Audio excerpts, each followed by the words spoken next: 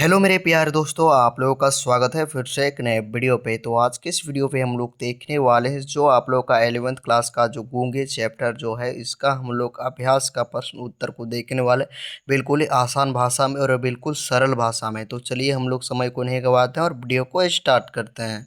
तो दोस्तों, आप लोगों का फर्स्ट क्वेश्चन में दिया गया है कि गूंगे ने अपने स्वाभिमानी होने का परिचय किस प्रकार दिया। तो आप लोगों का पॉइंट नंबर 1 में दिया गया है कि गूंगे ने कभी किसी के सामने हाथ नहीं फैलाया। जो गूंगे व्यक्ति जो जो था वो किसी के सामने हाथ नहीं फैलाया। उसके बाद आप लोग पॉइंट नंबर 2 में लिखिएगा मेरे प्यार दोस्तों, वह अपनी मेहनत से जीवन जीना चाहता था और वह अपने जीवन को अपना मेहनत से जीना चाहता था। ठीक है। उसके बाद आप लोग पॉइंट नंबर 3 में लिखिएगा मेरे प्यारे दोस्तों, वह दया नहीं बल्कि अपने अधिकार चाहता था। वह दया नहीं चाहता था, वो अपना अधिकार चाहता था। ठीक है। तो पॉइंट नंबर 4 में आप लोग लिखिएगा कि अपमान होने पर वह चुप नहीं रहता। उसको कोई अपमान करता था तो वह चुप नहीं रहता था। ठीक। उसके बाद आप लोग पॉइंट नंबर 5 में लिखेगा कि उसके व्यवहार से उसका स्वाभिमान साफ दिखाई देता था। ठीक है। उसका व्यवहार से उसका क्या दिखाई देता था, तो स्वाभिमान साफ दिखाई देता था। ठीक। तो मेरे प्यारे दोस्तों, क्वेश्चन नंबर 1 आप लोग को समझ में आ गया। तो आप लोग न्यू है तो सब्सक्राइब कर लीजिए ताकि इसी प्रकार मैं आप लोग को इजी इजी क्वेश्चन आंसर में बता सकूँ। तो आप लोगों का क्वेश्चन नंबर 2 में दिया गया है कि मनुष्य की करुणा की भावना उसके भीतर गूंगेपन की प्रक्रिया है। कहानी के इस कथन को वर्तमान सामाजिक परिवेश के संदर्भ में स्पष्ट कीजिए। तो आप लोग इसको स्पष्ट कैसे कीजिएगा मेरे प्यारे दोस्तों, तो आप लोग पॉइंट नंबर 1 में लिखिएगा कि समाज में आज भी कई लोग गरीब और कमज़ोर लोगों पर केवल दया दिखाते हैं। ठीक है। मतलब जो आज भी जो लोग हैं वो गरीब और कमज़ोर लोगों पर क्या करते हैं, तो दया दिखाते हैं। ठीक। उसके बाद आप लोग पॉइंट नंबर 2 में लिखिएगा कि उनकी असली समस्या को दूर करने की कोशिश कम करते हैं। जो उसका जो असली जो समस्या जो होता है वो दूर करने की कोशिश कम करते हैं। दया दिखाने से किसी का जीवन नहीं बदलता। दया दिखाने से किसी का जीवन नहीं बदलता है। ठीक है मेरे प्यारे दोस्तों। उसके बाद आप लोग पॉइंट नंबर 4 में लिखेगा कि ज़रूरतमंद लोगों को सम्मान, शिक्षा और काम का अवसर मिलना चाहिए। ठीक है। जो ज़रूरतमंद जो लोग हैं उसको सम्मान, ठीक है, शिक्षा और काम का अवसर मिलना चाहिए। ठीक है। उसके बाद आप लोग पॉइंट नंबर 6 में 5 में लिखेगा कि इसलिए केवल करुणा नहीं बल्कि बराबरी का व्यवहार करना सबसे ज़रूरी है। ठीक है। तो मेरे प्यारे दोस्तों, क्वेश्चन नंबर लोग 2 देख चुके हैं। अब हम लोग बढ़ते हैं क्वेश्चन नंबर 3 की ओर।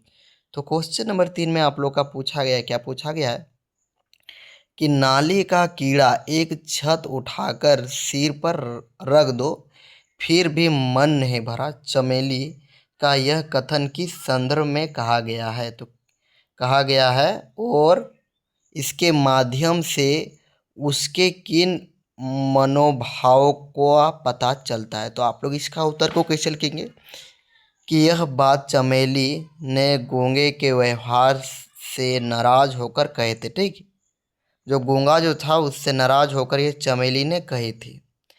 उसे लगा कि गूंगा उसकी बात नहीं मान रहे और चमेली को लगा कि जो गूंगा जो था वो उसकी बात नहीं मान रहा है। वह गुस्से से उसे बुरा भला कहने लगी और वो गुस्सा हो गई। ठीक है चमेली, और उसे बुरा भला कहने लगी। ठीक है गूंगे को। अब बढ़ते हैं पॉइंट नंबर 4 की ओर। तो पॉइंट नंबर 4 में आप लोग का पूछा गया है कि उसके शब्दों से क्रोध और नाराज़गी दिखाई देती है। और जो वो जो कही चमेली, तो उसके शब्दों से वह क्रोध और नाराज़गी दिखाई देती है। ठीक। कौन, तो चमेली। अब बढ़ते हैं हम लोग पॉइंट नंबर 5 की ओर कि इस कथन से उसका कठोर और गुस्से वाला स्वभाव सामने आता है। ठीक है। अब बढ़ते हैं मेरे प्यार दोस्तों क्वेश्चन नंबर 4 की ओर। तो क्वेश्चन नंबर 4 में आप लोग का पूछा गया है कि यदि बसंता गूंगा होता तो, यदि बसंता गूंगा होता तो आपकी दृष्टि में चमेली का व्यवहार उसके प्रति कैसा होता। तो चमेली के व्यवहार कैसा होता मेरे प्यार दोस्तों आपकी दृष्टि। यदि बसंता गूंगा होता तो चमेली का व्यवहार अलग हो जाता था। वो शायद उसे उसके साथ अधिक प्यार और धैर्य से पेश आती।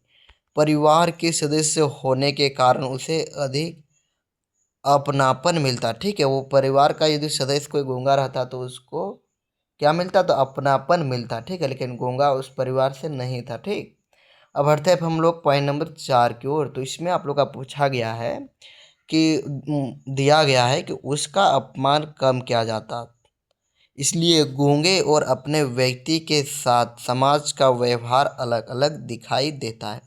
तो मेरे प्यारे दोस्तों, क्वेश्चन नंबर 4 हम लोग देख चुके हैं। अब बढ़ते हैं हम लोग क्वेश्चन नंबर 5 की ओर। तो मेरे प्यारे दोस्तों, क्वेश्चन नंबर 5 में आप लोग का पूछा गया है कि उसके आंखों में पानी भरा था, मतलब उसके आंखों में क्या भरा था, तो पानी भरा था। उनमें एक शिकायत थी, पशुवृत्ति के प्रति तिरस्कार था। क्यों, तो आप लोग इसका उत्तर को कैसे लिखेंगे कि गूंगे को लोगों के बुरे व्यवहार से दुख हुआ था। गूंगा जो था, उसको लोगों के बुरे व्यवहार से उसको बहुत दुख हुआ था। ठीक है, लोग उसे इंसान की तरह सम्मान नहीं करते थे, और लोग उसको इंसान की तरह सम्मान नहीं करते थे क्योंकि वह गूंगा था। ठीक है, हालांकि यह ऐसा नहीं करना चाहिए। उसे अपने साथ होने वाले अपमान का दर्द था। उसके साथ जो अपमान होता था वो उसका वो दर्द था। ठीक है, इसलिए उसकी आंखों में आंसू और शिकायत दिखाई देती थी। वह चाहता था कि लोग उसके साथ भी सम्मान से व्यवहार करें, और वह चाहता था कि मेरे साथ भी लोग अच्छा से व्यवहार करें और अच्छा सम्मान करें। ठीक है मेरे प्यारे दोस्तों, अब बढ़ते हैं हम लोग क्वेश्चन नंबर 6 की ओर। तो क्वेश्चन नंबर 6 में आप लोग का पूछा गया है कि गूंगा दया या सहानुभूति नहीं, अधिकार चाहता था। सिद्ध कीजिए। तो आप लोग इसको सिद्ध कैसे कीजिएगा कि गूंगा मेहनत करके अपना जीवन चलाना चाहता था, और जो गूंगा जो था वो अपना मेहनत करके अपना जीवन को चलाना चाहता था। वह किसी की भीख या दया पर नहीं जीना चाहता था।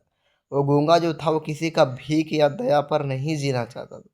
वह समाज में सम्मान के साथ जीने का अधिकार करता था। वो समाज में सम्मान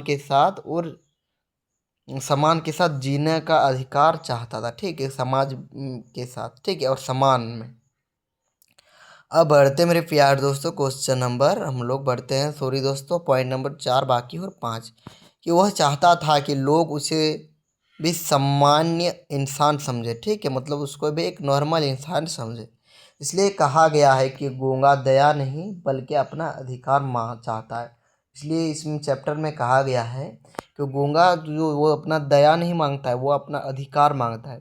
गूंगे कहानी पढ़कर आपके मन में कौन से भाव उत्पन्न होते हैं और क्यों। तो आप लोग इसको पढ़े होंगे, तो आपके मन में कौन से भाव उत्पन्न होते हैं और क्यों होते हैं, आप लोग को उत्तर देना है। तो आप लोगों को मैं बता दे रहा हूँ कि आप लोग उत्तर किस प्रकार लिख सकते हैं यार, अपना से भी आप लोग लिख सकते हैं।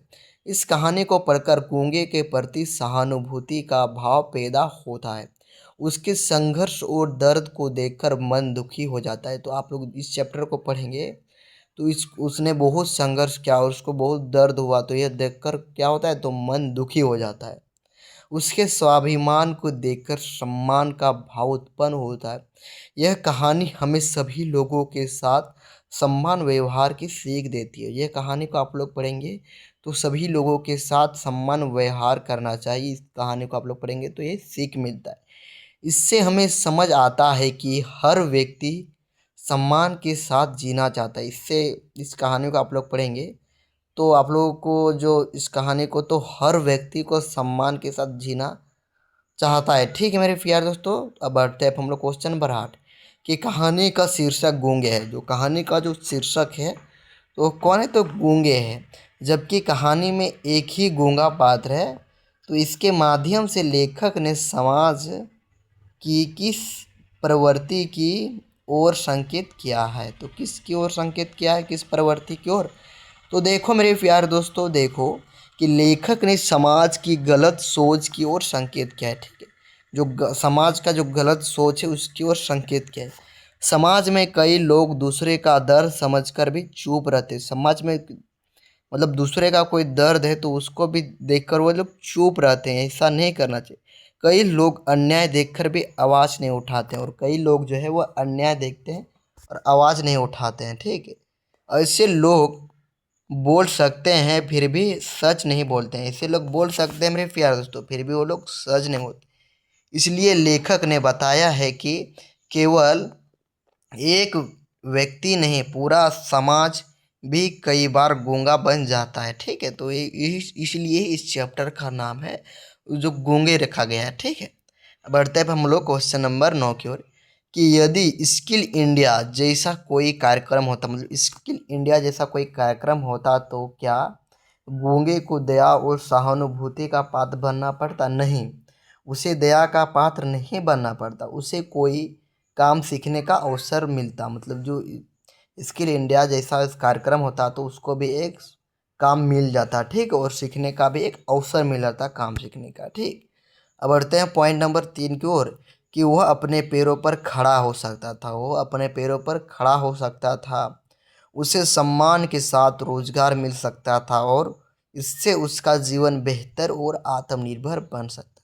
तो thanks for watching this video मेरे फ्रेंड्स। तो मेरे प्यारे दोस्तों, ये वीडियो को आप लोगों को ज़रा सा भी अच्छा लगा तो प्लीज़ लाइक कीजिएगा, कमेंट कीजिएगा, सब्सक्राइब कीजिएगा। ठीक, और आप लोगों का जो चैप्टर 1 है और चैप्टर 2 और चैप्टर 3 वो मैंने आप लोगों को अपलोड कर दिया हूँ। ठीक है, तो आप लोग उस वीडियो को भी देख सकते हैं। कहा है कि आप लोगों का एग्ज़ाम अभी बहुत ही कम समय है, लगभग 6-7 महीना आप लोग का है। तो आप लोग अच्छा से तैयारी कीजिए, यही मैं आप लोगों से उम्मीद करता हूँ।